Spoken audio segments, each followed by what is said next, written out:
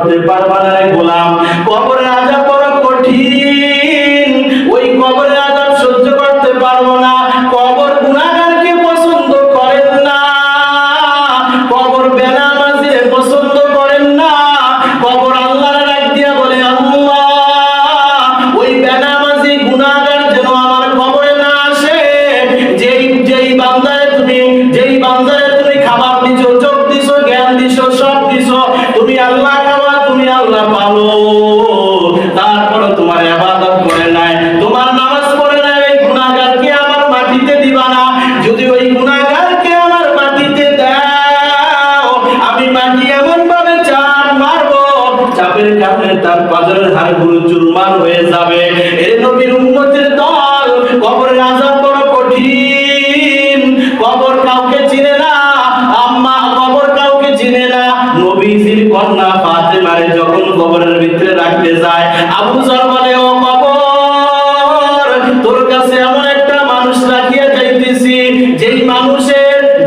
এমন একটা মহিলা রাখিয়া যাইতেছি, যেই মহিলার বাবা হলো নবীজি সাইয়্যিদুল মুরসালিন, আল্লাহর বন্ধু। এমন একটা মহিলা রাখিয়া যাইতেছি, তার স্বামী হলো আলী, যার ইলমের দরজা রাসূল বলেছেন। এমন একটা মহিলাকে রাখিয়া যাইতেছি, যিনি জান্নাতি মহিলাদের সর্দার থাকবে। এমন একটা মহিলাকে রাখিয়া যাইতেছি, যার ছেলে হবে হাসান হুসাইন, জান্নাতি যুবকদের সর্দার থাকবে। ও কবর, তুই এই লাশটার সাথে, এই মহিলার সাথে খারাপ ব্যবহার করিস না, তার সাথে যেন তোমার খারাপ ব্যবহার না হয়, বেয়াদবি করিস না। কবর মাটি ডাক দিয়া বলে, ও আবু যর গিফারি,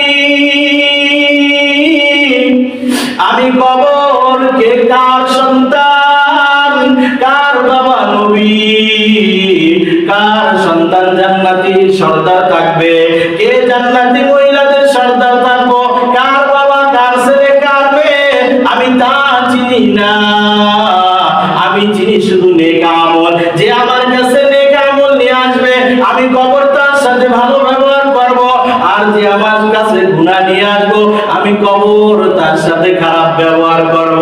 এর নবীর উম্মতের দল, আপনি আমি কবরের আযাব সহ্য করতে পারবো না। অতএব আজকে জুমার দিন, আজকে সকলে মিলে ওয়াদা করি, আল্লাহর কাছে গুনাহের জন্য তওবা করি।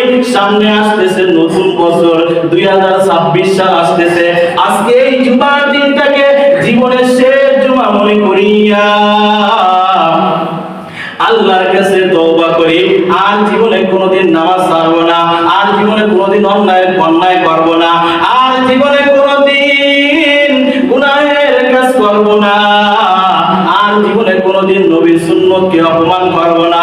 কারা কারা রাজি আছো দুটো হাত তুলে আমার আল্লাহকে দেখাইয়া দাও। আয় আল্লাহ, আপনি আমাদের সকলের হাতকে কবুল মঞ্জুর করে নেন, সকলে বলি আমিন। আয় আল্লাহ, আপনি আমাদের সকলকে আল্লাহ এখন থেকে যে কয়দিন বাইচা থাকি, আয় আল্লাহ 5 ওয়াক্ত নামাজ যথাযথ সময় আদায় করতে পারি সেই তৌফিক দান করেন, সকলে বলি আমিন।